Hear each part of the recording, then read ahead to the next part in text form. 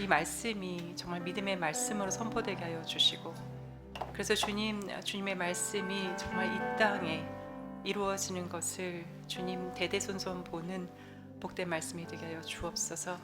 이 시간 주님께서 성령으로 강건하셔서 주님의 말씀이 여과 없이 주님의 마음으로 전해질 수 있도록 주의 은혜를 더하여 주옵소서. 예수 그리스도의 이름으로 기도합니다. 아멘. 주의 사랑으로 우리 사모님을 향해서 합니다. 주의 사랑으로 사랑합니다. 자매 안에서 주의 영광을 보내 주의 사랑으로 사랑합니다. 감사합니다.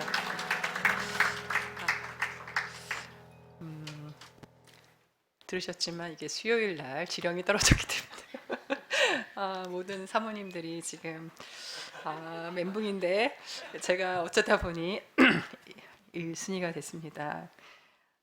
그래서 사실 이런 말을 설교자가 하는 게 아닌데 이렇게 다 정리지 못한 상태에서 여러분 앞에 서서 너무 죄송한데요. 진리만이 여러분의 마음에 새겨지기를 기도합니다. 네, 오늘 여러분하고 나누고자 하는 말씀은 에베소서 2장 14절부터 18절 말씀입니다. 저희 함께 한 목소리로 읽으시면 좋겠는데요. 에베소서 2장 14절 18절 말씀으로 우리의 화평이신 예수 그리스도라는 말씀의 주제로 나누도록 하겠습니다. 잘 보이시죠? 제가 저희 얼굴을 가려달라고 했어요. 말씀만 여러분에게 남기를 바라면서 그러면 같이 읽도록 하겠습니다. 그는 우리 화평이신지라 둘로 하나를 만드사 원수된 것 곧 중간에 막힌 담을 자기 육체로 허시고 법조문으로 된 계명의 율법을 폐하셨으니 이는 이 둘로 자기 안에서 한 세 사람을 지어 화평하게 하시고 또 십자가로 이 둘을 한 몸으로 하나님께 화평하게 하십니다. 원수된 것을 십자가로 수멸하시고 또 먼 데 있는 너희에게 평안을 전하시고 가까운 데 있는 자들에게 평안을 전하셨으니 이는 그로 말미암아 우리들이 한 성령 안에서 아버지께 나아감을 얻게 하려 하심이라. 아멘. 네, 제가 이렇게 초록색 글자로 쓴 거는 제가 이번에 이제 이 말씀을 다시 보면서 이게 같은 말이었어? 이렇게 다시 보게 되는 그런 생각이 들었고, 바울이 왜 이것을 이렇게 세 번이나 강조했을까 이런 생각도 하게 됐습니다. 사실은 이 구절을 보면서 저는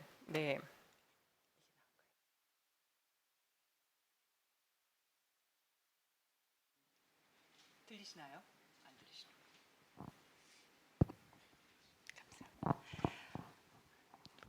네. 사실 이 둘로 자기 안에서 한 세 사람을 지어 화평하게 하시고 또 십자가로 이 둘을 한 몸을 하나님과 화목하게 하심이라. 저는 그냥 막연하게 이 말씀이 저의 평생의 말씀이겠거니 하고 살아왔던 것 같아요. 그래서 이걸 기도하고 또 교회의 화평을 위해서 하나됨을 위해서 기도하는 것이 나의 부르심이다 이렇게 생각하고 왔는데, 막상 목사님이 평생의 말씀을 가지고 설교를 하시는데 그래서 이 말씀이 맞나?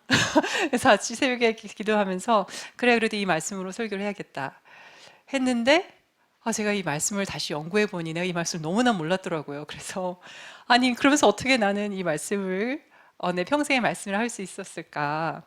그래서 여러분하고 이거 간증을 해야 되는 것인지 말씀을 제가 공부하느라 풀어야 되는 것이 막 고민하다가 일단 여러분하고 이 말씀이 어떤 의미인지 한번 다시 같이 보는 시간을 갖자라고 생각을 하게 됐습니다.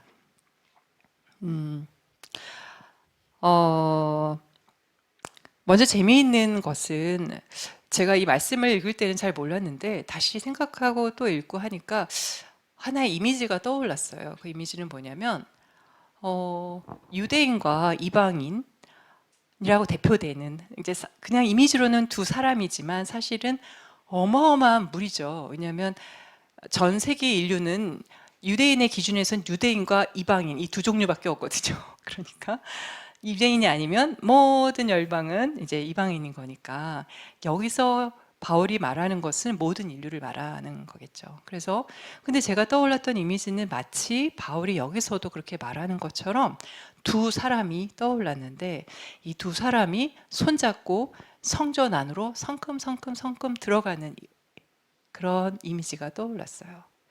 왜 그럴까 생각을 하니까 제가 그전에는 확실하게 생각을 못 했는데 이 중간에 막힌 담, 그냥 담이라고 생각했거든요. 뭐 누구는 뭐 에베소의 유대인 거주 지역에만 뭐 담이 둘러싸여가지고 어쩌고 이렇게 푸는 신학자도 있었는데 이번에 공부하면서 생각했던 건 뭐냐면 이거는 정말 유대인의 그 헤롯 성전 제2성전이라고 하는 당시 예수 그리스도 당시에도 바울 당시에 있었던 헤롯 성전의 안뜰과 바깥뜰을 이렇게 구분짓는 울타리가 있었는데 그게 정말 벽이었거든요.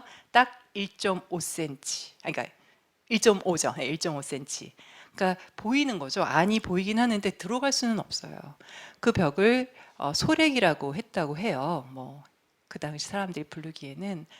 근데 그 담이 그렇다고 뭐 완전히 막혀져 있나 그렇진 않아요. 이렇게 중간중간 문이 있어서 마음만 먹으면 들어갈 수 있으나 이방인들이 들어가지 않았습니다. 왜냐하면은 성전 지키는 자들이 있었고 또 그 앞에 이제 표대가 이렇게 크게 붙여 있었는데 거의 뭐 한 84cm, 뭐 50 몇 cm짜리 붙어 있었는데 지금도 발견됐어요. 고고학적으로도. 근데 뭐라고 써 있냐면 제가 적어왔습니다. 어떤 이방인도 성전을 둘러싼 담장과 성전 영역 안으로 들어올 수 없다. 잡히는 사람은 누구든지 그의 죽음에 스스로 책임져야 한다. 그러니까 죽음을 각오하고 그 안에 들어가야 한다는 것입니다. 그래서 예수님의 그 복음서에서 우리가 보통 이방인의 뜰이라고 하는 것이 사실은 이방인들만 가는 뜰이 아니고 누구나 가는 수 있는 뜰이기 때문에 이방인의 뜰, 그 중에 이방인도 갈 수 있으니까 이방인 뜰이라 불렀을 뿐 원래는 바깥 뜰입니다. 성전에 속하지 않는 뜰이긴 했어요. 그럼 성전에 속하는 뜰은 누구만 들어갈 수 있느냐? 그 안뜰은 이스라엘 사람들만 들어갈 수 있었습니다. 그럼 뭐냐면 하나님이란 존재가 이스라엘만의 하나님이고 이스라엘만의 구원자고 그래서 이스라엘 사람들만 거기서 제사를 드려서 자신의 죄를 씻고 또 1년에 한 번 대속죄를 해서 지성소까지 제사장에 들어갈 수 있는 그러한 선택받은 선민이다 이거였던 거죠. 근데 여기서 에베소서에서 지금 바울이 말하는 것은 뭐하냐면 바로 그 담을 허물었다는 것입니다. 그래서 제가 갑자기 상상력이 막 동원되면서 유대 그 뒤 밑에 그 못 넘어왔던 이방인들을 가로막았던 그 담, 그 1.5cm밖에 안 되는데 어마어마한 크기 그 세로 성전을 다 둘러싸고 있던 그 담이 허물어졌다는 그런 이미지로 우리 바울도 쓰고 있는 건가? 라는 생각이 들었어요. 그러더니만 갑자기 생각이 그러면은 둘이 손잡고 이제 그 허물어진 벽을 넘어서 성전 안으로 들어가는구나. 이거 되게 신나는데? 이런 생각도 들면서 근데 그 벽만 넘으면 안 되잖아요. 뭐 마당만 밟고 나올 수는 없잖아요. 그런데 바울이 말하는 것은 뭐냐면 그 벽이 상징하는 혹은 그 벽이 말하는 유대인의 그 율법, 여기서 우리는 법조문으로 된 계명의 율법을 이제 폐하했다고 얘기하는데 사실은 폐하했던 것보다는 효력을 상실했다. 뭐냐면 우리를 정죄하는 효력을 상실시켰다는 거죠. 왜냐? 예수 그리스도께서 당신이 율법에 대하여 죽으심으로 우리 대신 죽으심으로 우리가 그 안에서 율법에는 죽은 자요 그러나 하나님을 향해서는 산 자로 하나의 새 영을 받은 자로 이렇게 살게 되기 때문에 이제는 그 우리를 가로막았던 하나님 앞에 가지 못하게 했던 그 벽은 사라지고 그 율법은 어떻게 보면 그 효력을 상실하고 왜냐? 예수님이 그 몸을 드렸으니까 그래서 우리는 둘이 하나가 돼서 더 이상 유대인, 이방인이 아니라 둘이 손잡고 하나 돼서 하나님께 나아갈 수 있는 새롭고 산 길이 열렸구나라고 말하고 있다는 겁니다. 그래서 이로 말미암아 십자가에 지금 16절에서 말하는 것처럼 십자가로 그 원수된 것, 이게 적대감 혹은 증오심인데 적대감을 죽이셨다. 소멸하시고 죽이셨다는 말이거든요. 죽이셔서 이제는 하나님과 우리가 하나 되어서, 그 이방인과 유대인이 하나 되어서 하나님과 화목하게 만드셨다는 이야기를 하고 있습니다. 저는 여기서 끝나지 않고 그 다음에 18절에서 다시 보게 됐어요. 이때는 우리들이 한 성령 안에서 아버지께 나아감을 얻게 하려 하심이 아니라, 원래는 이게 그냥 제가 그 원문으로 읽으면 한 성령 안에서 아버지께 나아감을 얻었다, 이게 그냥 직설법이거든요. 그러니까 이게 얻게 하려는 게 아니라 얻었습니다. 그러니까 이미 얻었다고 얘기를 하고 있어요. 그래서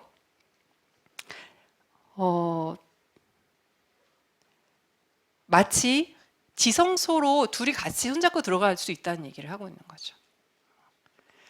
그러니까 마당만 밟는 게 아니고요, 그 벽만 넘는 게 아니라 이미 예수 그리스도께서 온전하신 영원한 한 번의 제사로 당신의 몸을 들여서 그 완전한 제사를 이루셨기 때문에 그 제사를 지나서 성소를 지나 하나님 아버지가 계신 지성소까지 이방인과 유대인이 손잡고 한 몸으로 나아갈 수 있다는 것입니다.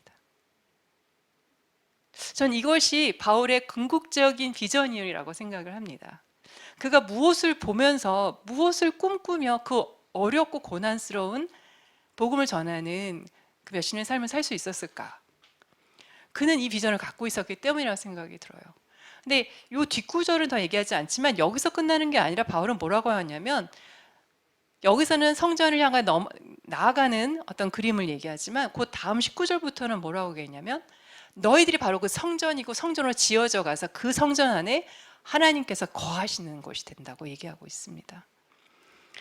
이거는 정말 그 당시에 1세기 때 유대인과 이방인은 상상할 수 없는 그림입니다. 그냥 유대인들이 어마어마하게 자기 자신을 이방인과 구분하거든요. 그 당시에 글을 읽어보면 우리는 그냥 예수님한테 핍박하는 정도만 흔히 말하는 콜쇼를 시켰나 보다 이렇게 보지만, 이거는 정말 상상을 하지 못할 만큼 심하게 스스로를 구분합니다. 이방인들하고요. 이방인들 우리가 보통 얘기하는 것처럼 개, 소, 돼지 이렇게 보거든요. 그러니까 지옥의 불쏘시개인 존재들인 거죠. 자기들이 천국을 가기 위해서 지옥의 불을 떼는 불쏘시개로 여겼던 그 이방인들이 사실은 하나님의 구원의 경륜 가운데 있었고, 그것이 바울은 뭐라고 얘기하냐면 그것이 비밀이었다고 얘기를 합니다. 창세전에 이미 하나님께서는 예수 그리스도 안에서 유대인도 구원할 뿐만 아니라 이방인도 같이 구원해서 온 열방이 하나님 앞에 같이 나아가 그 하나님의 영원하신 그 사랑을 찬양하는 예배자로 서게 하는 것, 이것이 하나님의 비밀이요 경륜이라는 것을 바울은 뒤늦게 깨달았던 거죠. 그가 다메섹의 그 도상에서 예수 그리스도를 만나기 전까지는 똑같이 유대인들처럼 그것은 상상할 수 없는 말도 안 되는 이야기였던 거예요. 그거는 신성 모독이라고 생각했을 것입니다. 근데 이제 그는 예수 그리스도를 만나고 그가 하나님의 비밀이라고 하는 경륜을 알게 되면서 이 꿈을 꾸게 된 거죠. 모든 백성이 하나 되어서, 이방인과 유대인이 하나 되어서, 정말 우리 그런 노래 있잖아요. 옛날 돈 모인 찬양이요. 모든 족속, 모든 방언, 모든 백성, 열방이, 그 모든 백성이 정말 그 에베소서 3장의 그 기도문처럼 하늘과 땅을 지으신 하나님, 모든 족속의 이름을 주신 하나님께 함께 나아가 자신을 지으시고 자신을 구원하신 하나님 아버지를 찬양하는 그날이 올 거라고, 그날이 사실은 영적으로는 이미 이루어졌다고 사실 바울은 여기서 얘기하고 있습니다. 제가 이 말씀을 보면서 나는 정말 해결해야 됐구나라는 생각을 오늘 특별히 예배를 드리면서 하게 됐어요. 왜냐하면 사실 이 말씀을 쭉 보면 이게 과거형이거든요.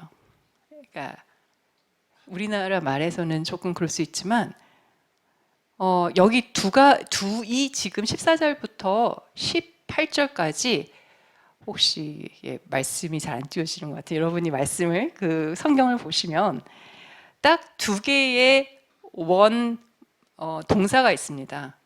다른 건 다 분사예요. 뭐뭐 하면서 뭐뭐 할 때 뭐뭐 하면서 뭐뭐 한자 이렇게 다 분사인데 딱 두 개의 그 원래 동사가 있습니다. 그게 뭐냐면 그는 예수 그리스도는 우리의 화평이신지라 이거 하나. 그리고 또 하나는 뭐냐면 중간에 밑에 내려오시면 너에게 평안을 그러니까 먼 데 있는 너에게 평안을 전하시고 가까운 데 있는 자들에게 평안을 전하셨다. 요 두 가지. 이것만 사실은 원동사 우리가 말하면 뭐뭐 했다 이런 동사고 나머지는 다 여기에 붙어 있는 말들입니다.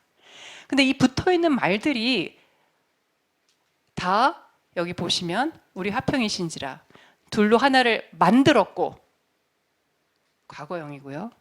중간에 막힌 담을 자기 육체로 허셨고 이것도 과거형이고요. 법조문으로 된 계명 율법을 폐하셨고 이것도 과거형이고요. 그 다음에 그렇게 해서 결과로 뭘 원했느냐? 이 둘로 자기 안에서 한 세 사람을 지어 크리에이터라는 말을 씁니다. 그러니까 창조해서 화평하게 하시고 또 십자가로 이 둘을 한 몸으로 하나님께 화목하게 하려 하심이라 이거 끊어져요. 그거에 붙어서 원수된 것을 십자가로 소멸하셨고 이게 또 나옵니다. 그러니까 모든 게 과거형이에요. 그리고 또 어떻게 하셨냐면 그 다음에 이제 다시 문장이 시작합니다. 먼 데에 있는 너에게 평안을 오셔서 너에게 먼 데에 있는 너에게 평안을 전하셨고 가까운 데 있는 자들에게 평안을 정하셨으니 왜냐하면 그로 말미암아 우리들이 한 성령에서 하나님 아버지께 나감을 얻었기 때문이다. 이렇게 됩니다.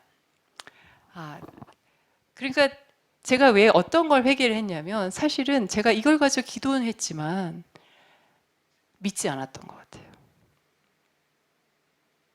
뭘 믿지 않았냐면 이게 이미 예수님이 다 이루신 일이거든요. 그리고 화평이신 분도 예수님이고 화평의 그 복음, 화평의 복음이에요. 사실 언어로 화평의 복음을 전하신 분도 예수님인데 그냥 게임 끝난 거거든요. 예수님 다 하셨거든요. 그뿐만 아니라 그 화평의 복음을 어떻게 이루셨냐면 당신이 원수된 것, 그 우리 안에 있는 적대감, 우리 관계 적대심 이 모든 것을 자기 육체로 헐어버리셨고 율법을 정말 아무 효력이 없게 만드셨고 왜냐하면 당신이 죽음으로 그것을 이루셨기 때문에 그리고 하나님께 정말 십자가로 그 원수된 것을 또 소멸하셔서 우리가 한 성령 안에서 아버지께 나아감을 얻게 하셨거든요. 그러니까 이거는 사실은 저는 좀 놀라웠어요. 왜냐하면 바울이 평생을 이 복음을 전하는 삶을 살았지만 사실 눈에 보이는 것은 계속되는 유대인들의 적개심이고 이방인들의 핍박이고 그러면서 형장의 이슬로 사라졌을 거거든요. 근데 그는 이것이 과거형이고 이미 이루어졌다는 걸 믿었다는 거죠. 이것이 눈에 보이는 것으로 언젠가는 이 땅에 온전히 충만하게 그리스도의 영광이 충만하게 임하는 그날이 올 거라고 그는 멀리 봤겠죠. 그리고 그 소망으로 어떻게 보면 눈에 보일 때는 절망뿐일 수 있는 자기 평생을 읽었던 그런 일들이 사실은 열매가 없는 것처럼 느껴질 수도 있을 그때에 그는 이거를 믿음으로 정말 보았고 고백했을 거라는 겁니다. 근데 저는 사실 되게 절망을 많이 했던 것 같아요. 그래서 이 말씀을 믿음으로 선포하지 못했어요. 왜 그랬을까 다시 생각을 좀 하게 되더라고요. 그리고 언제부터 난 이 말씀이 내 부르심의 말씀이고 언제부터 그러니까 교회가 언젠가는 그렇게 하나님 앞에서 온 백성이, 온 민족이 하나 되어서 하나님께 나아가 예배드리고 그 영광을 보며 즐거워할 거라는 꿈을 꾸게 됐을까? 그리고 언제부터 그 꿈이 이렇게 슬슬슬슬 힘을 잃게 됐을까? 이런 생각을 하게 된 것 같아요. 근데 이제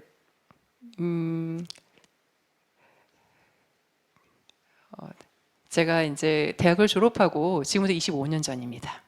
그렇게 안 보이시죠?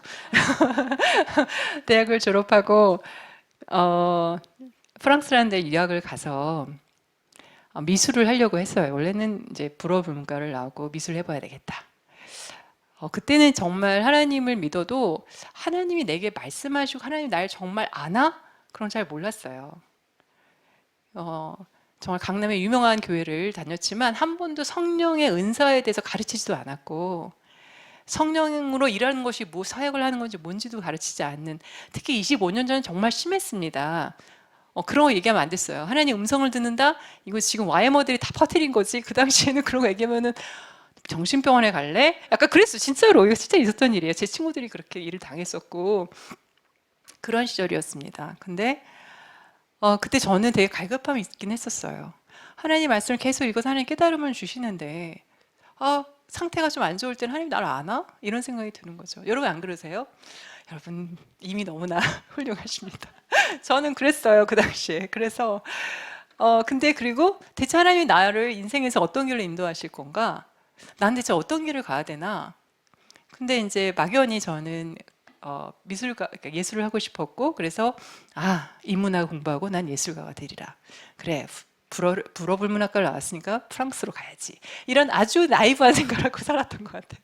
근데 이제 그렇게 하나님께 기도를 하고 준비해서 프랑스로 갔고, 그리고 뭐 다니게 됐어요. 재밌던 건 뭐냐면 제가 세 군데 학교를 지원했는데 딱 디종이라는 곳에 있는 학교를 그 학교를 가게 됐거든요. 간 이유가 뭐냐면은 거기 친구가 소개시켜준 교회를 딱 들어갔는데 성령의 바람이 느껴지는 거예요. 성령도 모르는 사람이. 그래서 내가 여기다.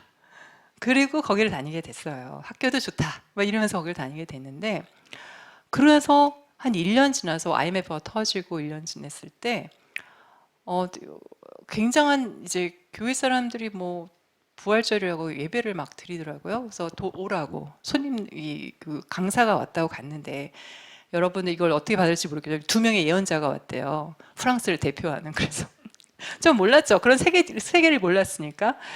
그래서 이제 한국 사람들 와가지고 앞에서 찬양하라고 뭐 중창하라고 그래가지고 거기가 한국 교회가 없어서 한 90명도 안 되는 프랑스 교회에 한 10명도 안 되는 한국 사람이 다니고 있었거든요. 그래서 앞에서 이제 예쁘게 찬양을 하고 들어가는데 제가 그때 마음에 하나님 저 한국 가야 되나요? 뭐 여기서 뭐 하는지 모르겠어요. MF는 터져가지고 막 뭐 길은 모르겠고 내가 잘하는지 모르게 막 이러면서 혼자 그러고 있으면서 거기 갔었거든요.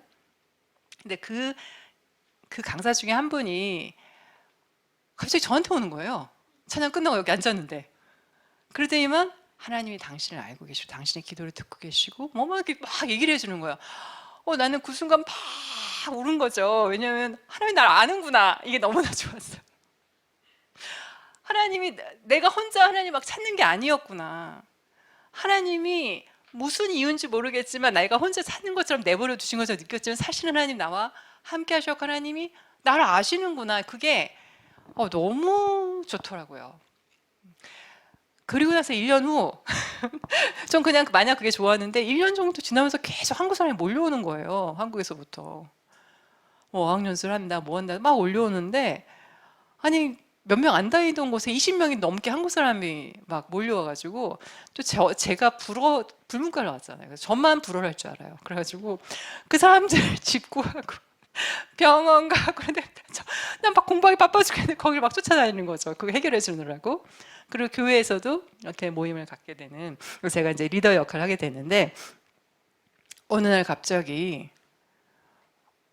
2학년이 끝날 때쯤에 막 사람들이 하나님 음성을 들었다고 얘기하기 시작을 했어요. 그러면 몇 명 모였는데 갑자기 그 한 두세 사람이 막 통변을 하기 시작하는 거예요. 교회도 잘 안 다니고 원래 기독교인이 아니었고 교회 입구에 처음 다니던 사람들이 그러면서 너무나 하나님이 아니면 할 수 없는 말들을 막 하는 거죠. 너무 하나님스럽게. 무슨 고린도전서 13장 같은 그런 말씀을 막 하기 시작하는데 이 뭐지? 막 이랬는데 이제 하나님이 거기 있던 모든 이제 20명이 넘던 한국 사람에게 단체로 임하셔가지고 성령의 어떤 은혜를 막 부어주셨어요. 그래서 하시는 말씀이 이제 내가 너희들을 이제 부흥을 위해서 부르러 왔다. 한국뿐만이 아니라 전 교회에 부흥을 주리라. 뭐 이렇게 막 말씀을 주시더라고요. 그러면서 저에게도 넌 사역자로 부르심을 받았는데 이제 사역의 길로 준비하고 나아가라는 식의 말씀을 주셔서 나는 이게 내 인생의 갈 길이구나. 근데 그냥 사역이라기보다 그냥 사역자뿐만 아니라 교회 연합을 위해서 일할 사람이라는 마음을 주셨어요. 그래서 그때부터 그렇게 살게 된 거죠. 하여튼 별의별 일들이 많이 있었죠. 저는 이게 그냥 이게 한 프랑스 구석에서 일어난 일만이 아니라 그때도 하나님 주셨던 말씀이 뭐냐면 여러 군데서 하나님이 그런 일을 하고 계시대요. 아마 여러분들도 인생에서 그런 일 있지 않았을까요? 제가 보니까 나중에 사역자분들 만나면 다 뭐 일이 있었더라고. 하나님과의 만남이 이게 그냥 되는 게 아니라 하나님은 정말 열심히 일하고 계시더라고요. 그래서 제가 이 간증을 하면서 여러분하고 나누면서 여러분은 분명히 인생에서 이런 간증들이 다 있으시잖아요. 그거를 이렇게 서로 같이 불일 듯이 이렇게 일으켜서 우리가 하나님께서 일하고 계시고 우리 삶에서 말씀을 주시고 그 말씀으로 당신 일을 정말 지어 성취하시는 분이라는 것을 저희가 같이 고백하는 시간이 되었으면 좋겠습니다. 아무튼 그렇게 돼서 그때 모였던 한국 사람들이 막 흩어졌어요. 그리고 이제 프랑스 교회도 놀랐죠. 왜냐면 저희가 막 사람도 치유하고 축사도 있고 막 이렇게 막 이런 은사들이 막 나타났거든요.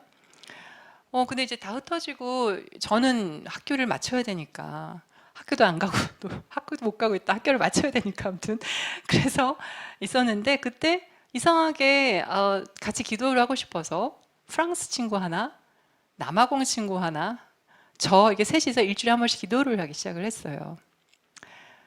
이 얘기까지 왜 하게 되는지 모르겠는데 그렇게 기도를 했던 이유가 뭐냐면 교회를 위한 기도를 시작한 거죠. 그리고 저희는 함께 기도하는 게 너무 좋았어요. 그리고 제가 하나님께서 성령의 은사를 우리 모두에게 주셨다면 그걸 어떻게 하나님 음성을 정말 잘 들어요. 저는 잘 못 들었거든요. 말씀은 좀 보는데 이상하게 나는 방언 외에는 말씀이 잘 안 들리는 거예요. 그래서 근데 어떻게 그 말씀을 듣는 걸 배우냐면 셋이 모여서 기도하다 보니까 교회를 위해서 기도하다 보니까 그 제 프랑스 친구가 아니가 이제 그 예언의 은사하는 친구였거든요. 너 뭐 들었니? 이러는 거죠. 여러분도 해본 적 있나요? 와이모들은 많이 하시잖아요. 근데 두셋이 모여가지고 기도하는 거죠. 너 뭐 들었니? 그런데 나 뭐 들은 거 없는데 이렇게 하다가 나 이런 거 좀 생각하게 됐어. 그럼 걔가 나도 막 이러면서 서로 맞장구 치면서 하나님 음성 듣는 법을 친구들과 같이 배워왔던 것 같아요.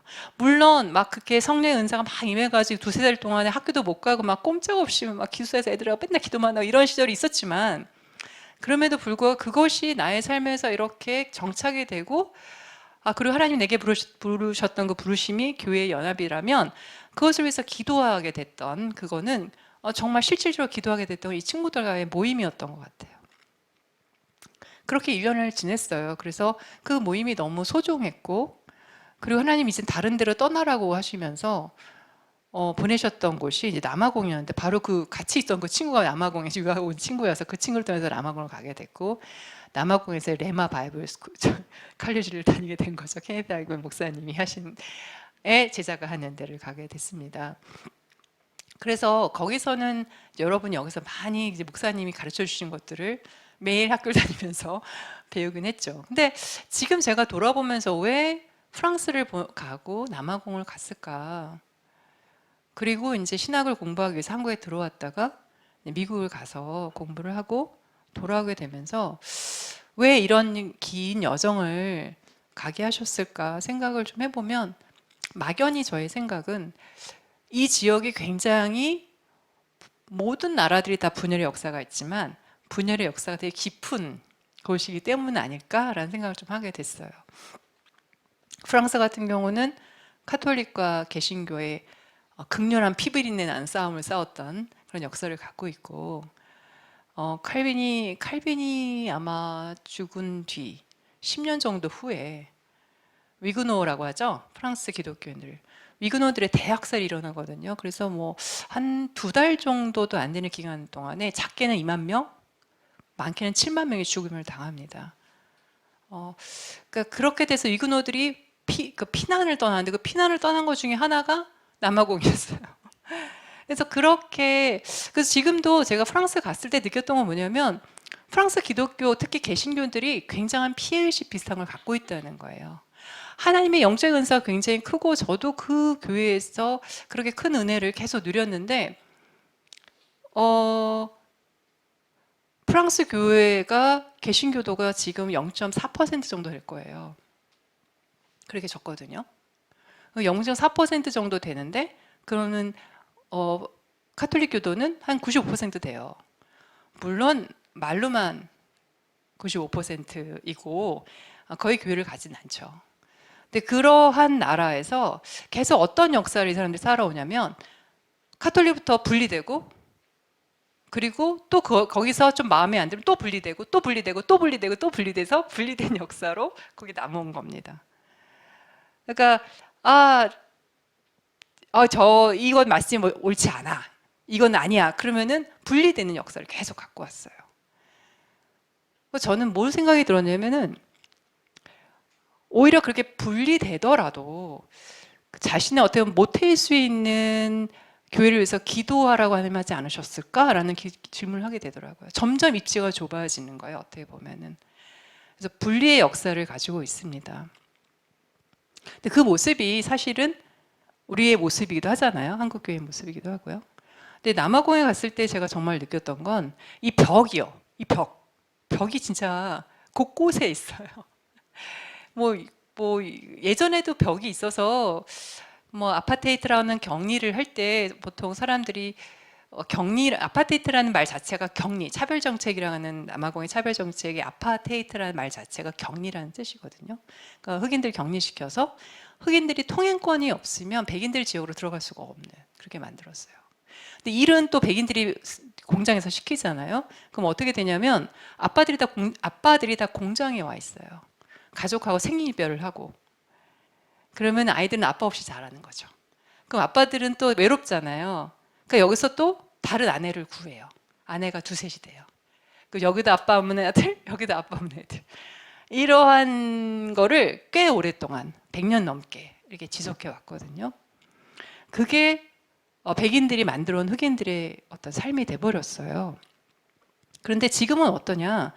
만델라 대통령 이후로 1994년 정도의 이후로는 그게 굉장히 많이 달라지긴 했지만 실제로는 정말 벽이 많다고 느꼈어요. 이제 제가 레마를 다닐 때 저 혼자 동양인이었거든요.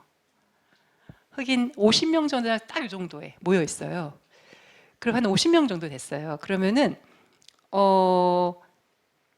백인이 딱 이렇게 앉고 여기 딱 흑인 앉고 난 어디에 앉아야 되지? 이런 생각이 들게 만들었어.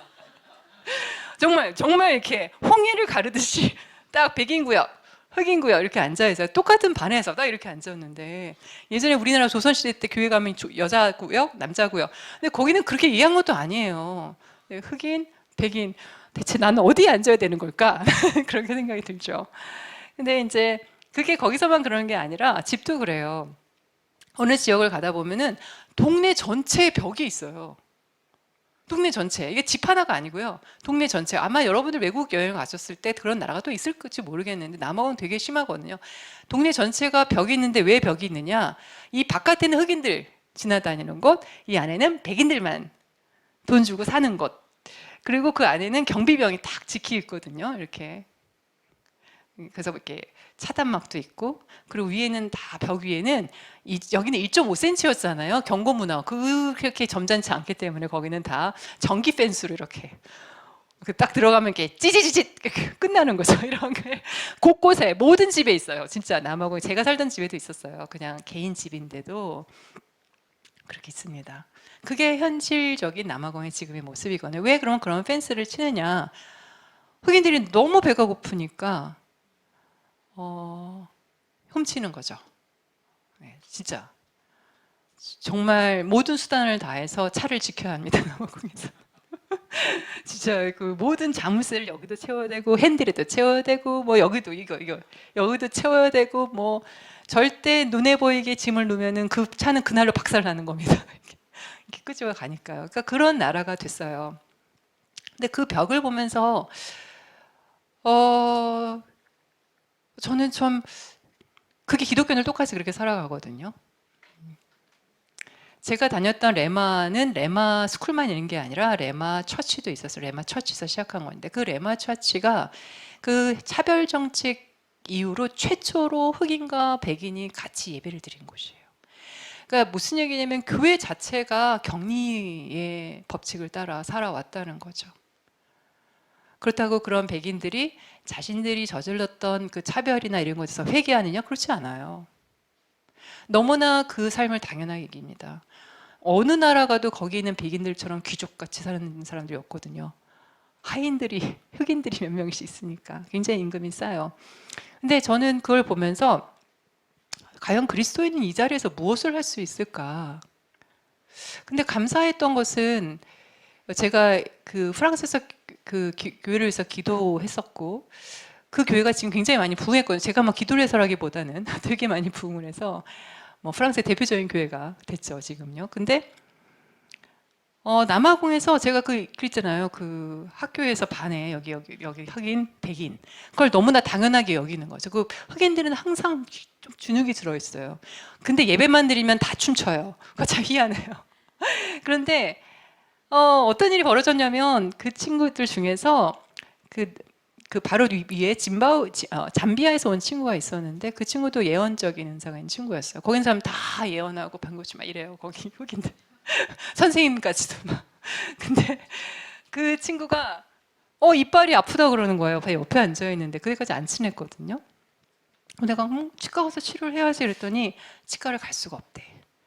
돈을 한 푼도 안 갖고 여기 온 거예요. 남의 집에 얹혀 살면서 학교를 다니고 있어요. 그래가지고 거기 흔들은 정말 생존 능력이 뛰어나요. 그래서 이거를 자기가 자기 고향에 돌아갈 때까지 안 하고 갈 거래. 근데 그때 학기 초였거든요.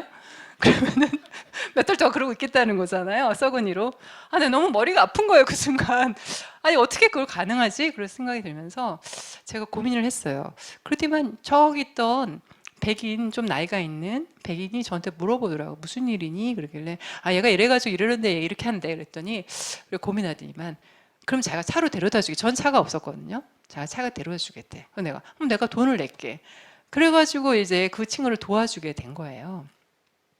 근데 이렇게 서로 얘기를 통하고 하다 보면 너무 재밌는 거야. 그거 아세요? 이상한 기름 부음이 있는 거. 그 다른 사람들끼리 모였을 때 하나님이 이상한 기름 부음을 주시거든요. 이게 특히 그 갈라져 있는 곳에서. 그래서 우리가 너무 즐거워서 막 남들이 보든 말든 남들이 이렇게 갈라서 앉든 말든 저희 셋이서 너무 재밌게 놀기 시작한 거죠. 그러니까 그때부터 사람들이 이게 눈에 보이는 거야. 이게 되는 거구나. 이런 그림도 있구나. 그런 거 있잖아요, 여러분. 이렇게 한 번도 그림으로 본 적이 한 번도 자라면서 보지 않았기 때문에 그게 가능하다 생각을 못 했던 거죠. 이렇게 나눠져 있는 게 그 원래 삶이라고 생각을 했는데 어떤 동양 여자애가 와서 물을 흐리기 시작하더니 막 놀면서 막 이렇게 애들하고 섞여 다니니까 반 분위기가 이상해지기 시작하더니 서로 이제 섞여 앉기 시작을 했어요. 이게 정말 저 때문에 그런지 모르겠는데 하여튼 저 때까지 그랬거든요. 그래서 그 친구랑 어디까지 친해졌냐면 제가 그 친구랑 같은 집에 살기까지 그 블레스라는 그 흑인 친구랑 같은 집에 살기까지 하게 됐죠. 근데 그러면서 그 친구랑 계속 기도를 하게 됐거든요. 그러면서 또 이제 하나님의 은혜를 많이 맛보았죠. 레마는 참 좋은 곳입니다. 네, 되게 즐거워요. 왜냐하면 되게 많은 그 남아공의 레마는 그 전 아프리카에 다 내려오거든요. 한 달 이디오피아에서 걸어 내려온 친구, 막 이런 친구들만 만나요. 그러니까 그런 친구들과 한 반에서 공부를 하다가 갑자기 선생님이 성령께서 도저히 공부를 못하게 하신다면서 막 기도하자 그러면은 갑자기 막 말씀이 임하고 뭐 병고침이 임하고 이런 일도 있을 만큼 되게 재미있는 학교였어요. 그럼에도 불구하고 어떤 생각이 들었냐면 우리의 눈이 너무 좁구나. 기독교인들의 눈이 너무 나의 어떤 나의 건강 혹은 나의 구원에 너무 국한되어 있구나. 하나님의 교회는 바울이 봤던 비전을 보자면 정말 모든 민족과 방언이 하나님 앞에 같이 그리스도에게 하나 되어 나아가는 그거 비전을 꿈꾸고 있는데 여전히 거기서 교회가 그 힘을 발휘하지 못하는 게 아닐까. 그럼에도 발휘했기 때문에 레마라는 교회도 생기고 백인과 흑인이 같이 춤추며 예배하고 또 레마라는 학교에서 이렇게 갈라져 있어도 같이 공부하고 또 저 같은 사람도 같이 가서 막 섞이고 이런 일이 일어나는구나 생각을 했던 것 같아요. 그래서 뭐 그다음 미국에 가서는 이제 미국 교회라기보다는 제가 보스턴에 있었는데 한인 교회들이 한 교회 빼고는 한 50개 되는 교회 중에 한 교회 빼고는 다 분열돼서 나온 교회였습니다. 한 교회만 그냥 처음부터 계속 있었던 교회였고 다른 교회들은 거기서 갈라져 나와서 이렇게 편만하게 된 거죠. 이렇게 편만해질 필요가 있을까 하는 정도로. 그래서 저의 이제 그러면서 제가 개인적으로 이제 어려운 일을 한국에 와서 한국에 전에 이제 겪게 되면서 하나님이 저를 부르신 10년 만에 제가 섬겼던 개척교회가 2007년에 굉장히 부흥을 했다가 2008년에 깨지는 걸 봤어요. 그리고 제 자신도 저랑 가장 동역자였던 친구랑 깨졌는데 깨진지 모르고 그 아픔을 지니고 살다 보니까 제 안에 계속 믿음이 안 생기는 거를 이제 10년 동안 봤던 것 같아요. 그 10년 동안 사랑한 남편을 만나서 결혼도 하고 뭐 그러면서 한국을 계속 또 하나님 돌아다니면서 한국 땅을 밟으면서 한국 교회의 현실도 보게 되고 근데 그게 소망이 되는 게 아니라 계속 절망이 됐던 것 같아요. 특히 한국 교회를 보면서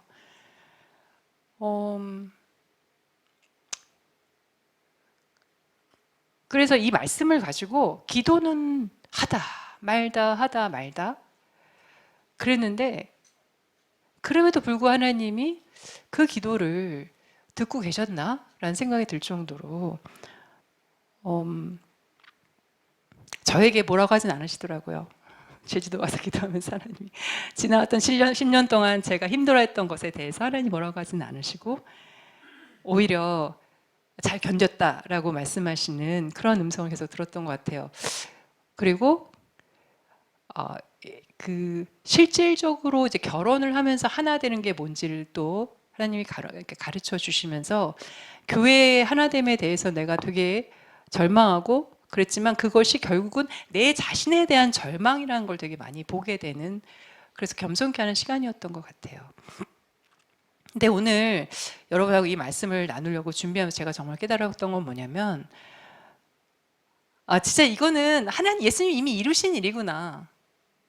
지금 눈에 보이는 세계 곳곳에서는 막 분열이 일어나고 또 어떻게 보면 교회 자체가 그 분열에서 속수무책 당하고 있는 거고 때로는 교회가 더 분열되는 것처럼 보일지라도 예수님은 이미 자신의 몸으로 하나됨을 이루셨고 그것이 이 땅 가운데서 온전히 충만하게 이루어질 것을 우리에게 기도하라고 선포하라고 요청하고 계시는구나 하는 걸 다시 한번 보게 된 것 같아요.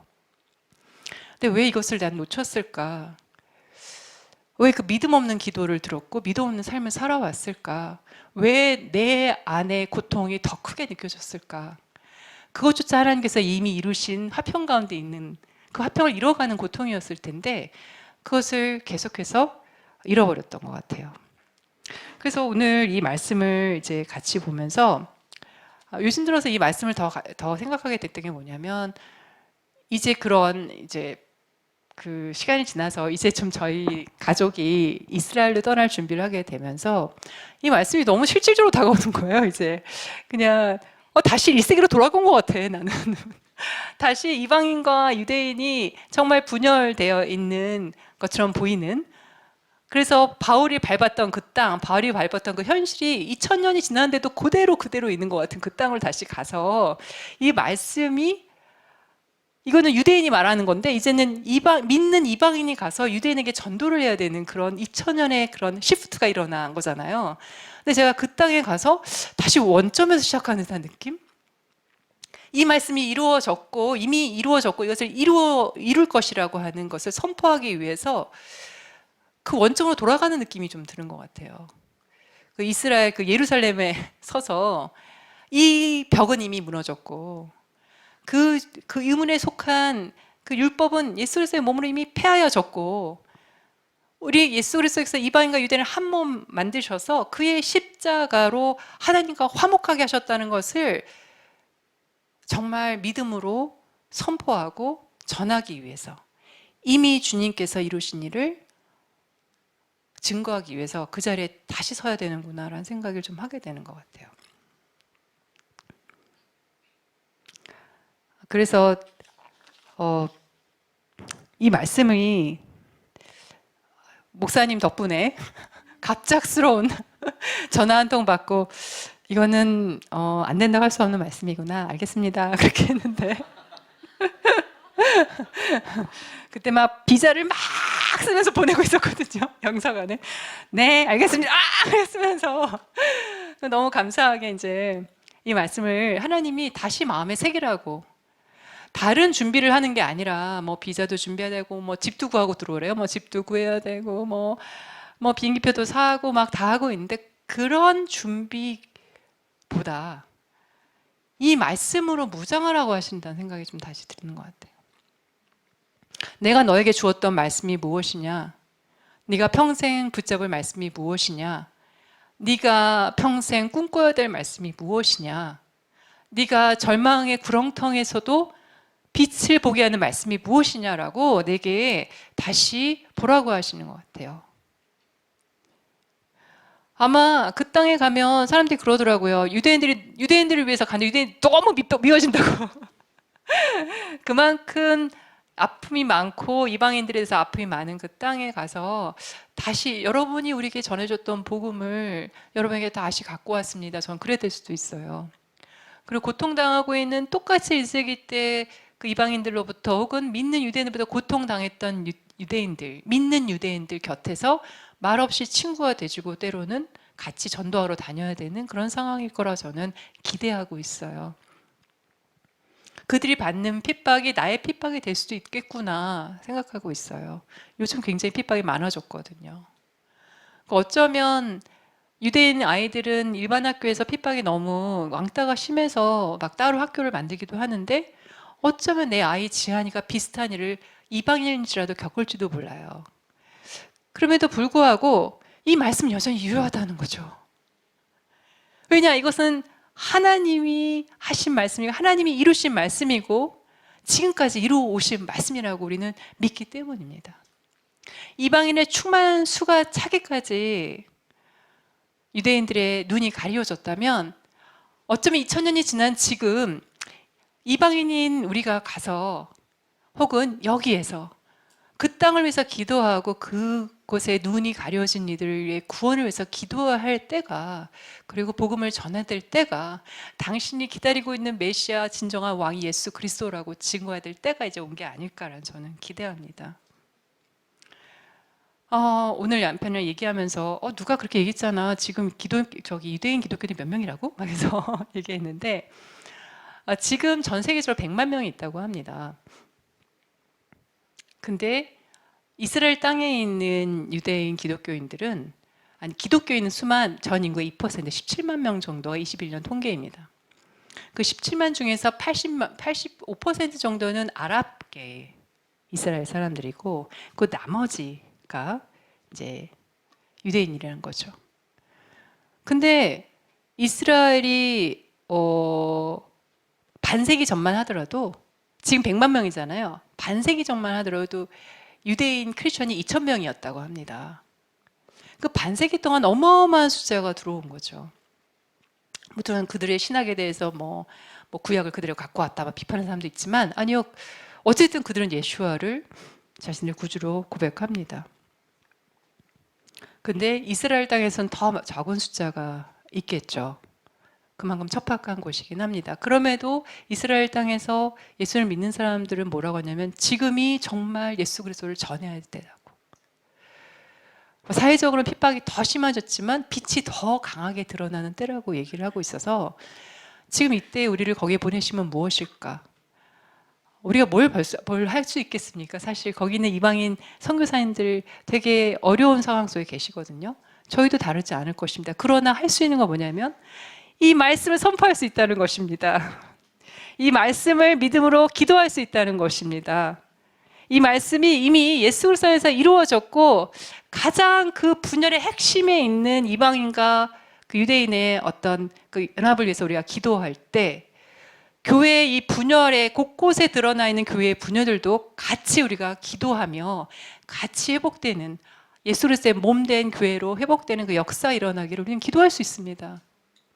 저는 지금 그 정말 배꼽을 뚫는 기분이 들거든요. 이스라엘의 땅에 간다는 것은. 하지만 이스라엘만이 아니라 전 사실 10년 후 정도 우리는 여기 이 땅에 다시 돌아올 거라 생각하는 이유가 뭐냐면 그때는 정말 한국 땅을 위해서 깊이 기도해야 될 때가 그리고 정말 실질적인 일을 해야 될 때가 오지 않을까라는 생각도 합니다.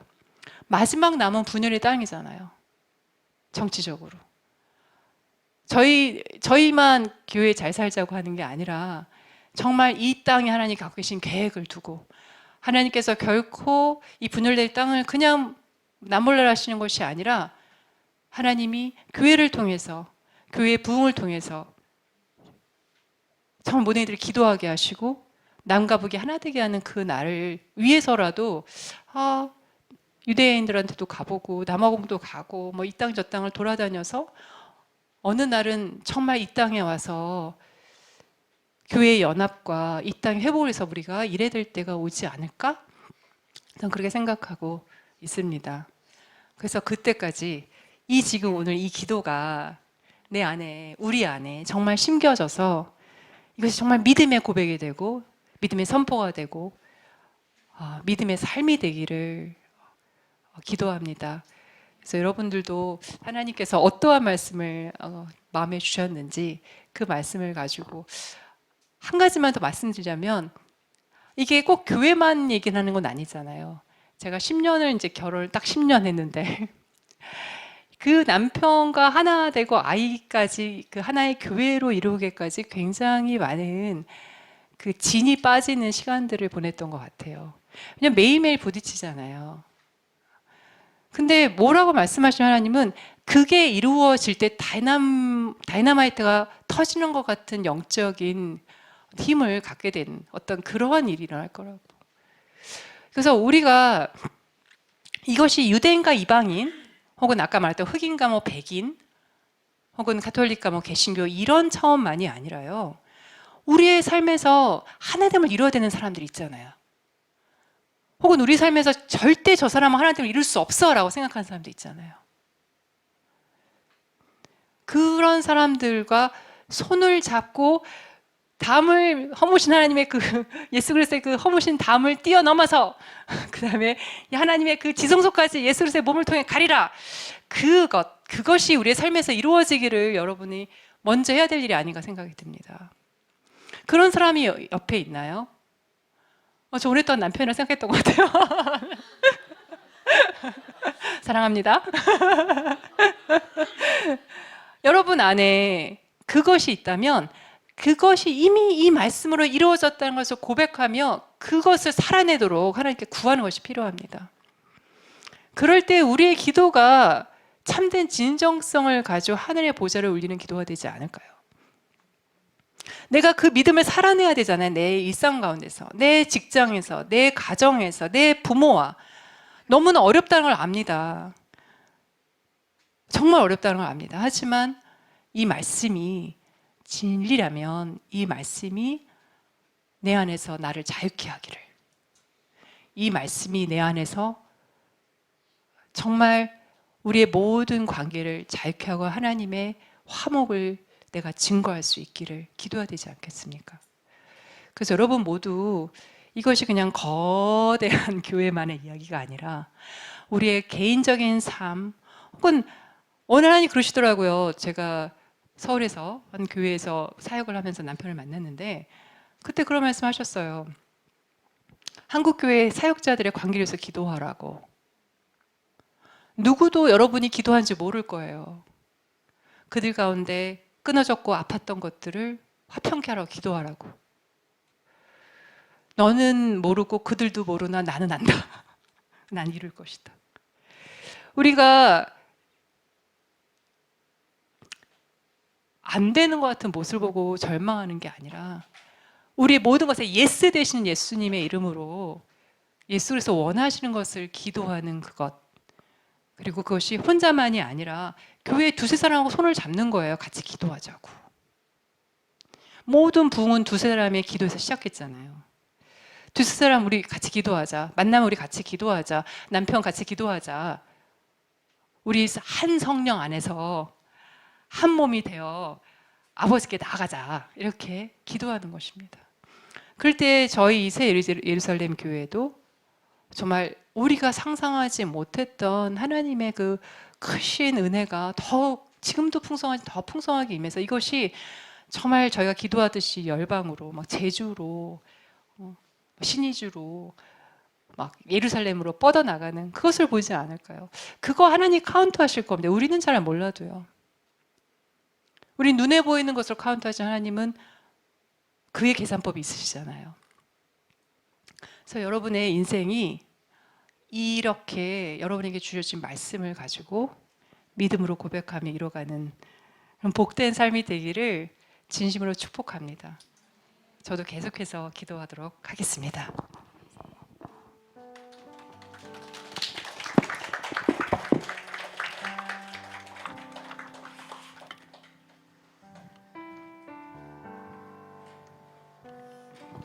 할렐루야. 예, 우리가 이제 계속 좀 예배를 하고 기도하고 싶은데 제가 낮에 우리 준비 모임을 할 때 이제 네 분의 사모님을 해서 기도를 했어요. 기도를 하는데 지금 재밌는 얘기를 하셨거든요. 첫 번째 우리 박진아 사모님은 불과 같다고 그랬었죠. 불. 그다음에 우리 현아 사모님은 강물 같대요. 그리고 그다음에 이제 은하 사모님은 칼 같다고 그러더라고요. 검과 같다 그랬었어요.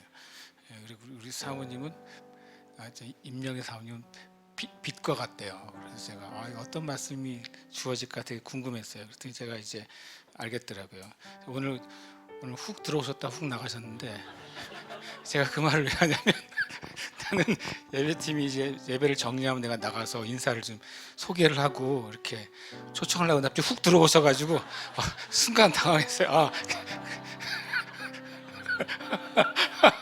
그래가지고 그래서 끝나고도 마무리 기도도 안 해주시고 훅 나가셔가지고 내가 또 이거를 때워야 되잖아요, 내가.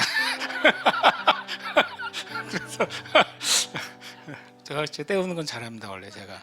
때우는 건 잘하기 때문에. 근데 이 말씀이 참 너무 감사했습니다. 예. 다시 이제 저도 새 번역으로 보니까 딱 말씀하신 대로 18절 말씀이 이방 사람과 유대 사람 양쪽 모두 그리스도를 통하여 한 성령 안에서 아버지께 나아가게 되었습니다. 이렇게 되어 있어요. 그러니까 주님이 이미 나아가게 해 놓으신 거죠. 주님이 길을 열어놨는데 우리가 머뭇거리는 겁니다.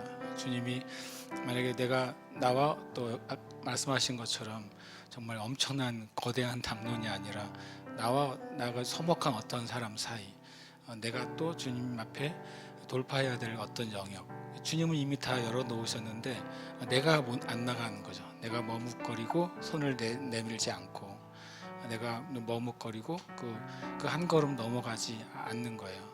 내가 머뭇거리고 전화 한번 하지 못하는 거죠. 내가 머뭇거리고 대화 한번 시도하지 못하는 거예요. 근데 우리한테 그런 일이 엄청 많지 않을까 하는 생각이 들고 저는 이 말씀을 가지고 우리가 기도하고 있습니다. 주님, 내 안에도 주님이 이미 그 길을 열어놓으셨는데 주님이 그 열어놓으시고 나아가게 끝내셨는데 주님 제가 넘어가지 않는 선이 뭡니까? 때로는 우리 엄청 정말 얄팍한 자존심도 있더라고요. 참 진짜 아무것도 약간 1.5cm요. 1.5cm짜리 자존심이 있을 수도 있고 남아공에 정말 전기가 흐르는 자존심이 있을 수 있어요. 네. 건드리면 다 태워버릴까 이런 자존심이 있을 수 있고 그것도 우리가 주님 앞에 주님이 이미 열어놓으셨으니까 그거 기도하고 있습니다. 우리가 다시 남은 시간 좀 예배하면서 하나님 주님이 이미 열어놓으셔서 감사합니다. 우리 주님이 네가 좀 열어라. 그럼 엄청 우리가 힘들 텐데 주님이 열어주셨으니 얼마나 진짜 감사해요. 주님 그 안으로 우리가 들어갑니다. 그리고 들어가도록 우리에게 담대함을 주시고 용기를 주시고 겸손함을 주시고 은혜를 부어 주시옵소서. 합심해서 이 시간 기도하시면서 또 계속 예배하시겠습니다. 할렐루야. 살아계신 주님 감사합니다. 예수 그리스도 안에서 지금 우리가 함께 나아가게 되었습니다.